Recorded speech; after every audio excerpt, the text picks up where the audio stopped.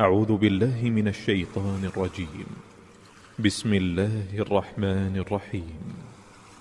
يا أيها النبي إذا طلقتم النساء فطلقوهن لعدتهن وأحصوا العدة واتقوا الله ربكم لا تخرجوهن من بيوتهن ولا يخرجن إلا أن يأتين بفاحشة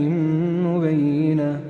وتلك حدود الله ومن يتعد حدود الله فقد ظلم نفسه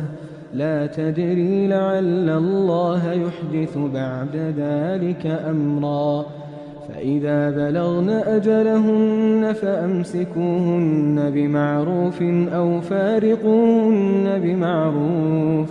وأشهدوا ذوي عدل منكم وأقيموا الشهادة لله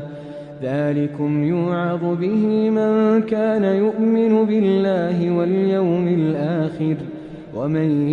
يتق الله يجعل له مخرجا ويرزقه من حيث لا يحتسب ومن يتوكل على الله فهو حسبه إن الله بالغ أمره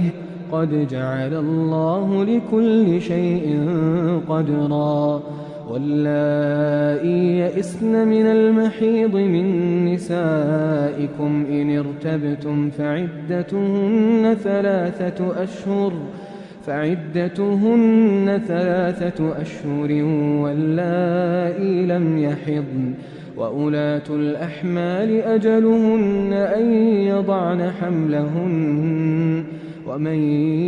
يتق الله يجعل له من أمره يسرا ذلك أمر الله أنزله إليكم ومن يتق الله يكفر عنه سيئاته ويعظم له أجرا أسكنوهن من حيث سكنتم من وجدكم ولا تضاروهن لتضيقوا عليهن وإن كن أولات حمل فأنفقوا عليهن حتى يضعن حملهن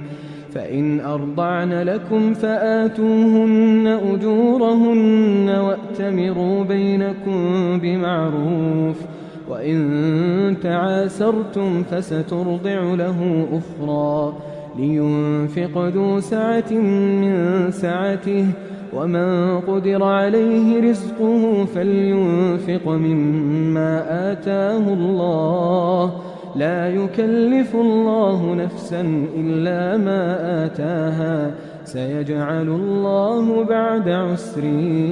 يسرا وكأي من قرية عتت عن أمر ربها ورسله فحاسبناها حسابا شديدا وعذبناها عذابا نكرا فذاقت وبال أمرها وكان عاقبة أمرها خسرا أعد الله لهم عذابا شديدا فاتقوا الله يا أولي الألباب الذين آمنوا قد أنزل الله إليكم ذكرا رسولا يتلو عليكم آيات الله مبينات ليخرج الذين آمنوا وعملوا الصالحات من الظلمات إلى النور ومن يؤمن بالله ويعمل صالحا يدخله جنات تجري من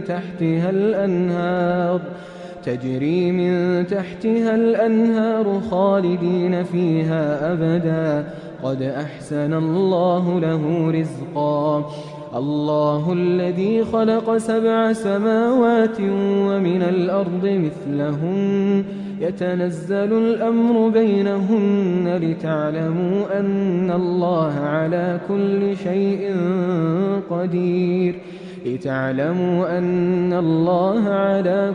شيء قدير وأن الله قد أحاط بكل شيء علما.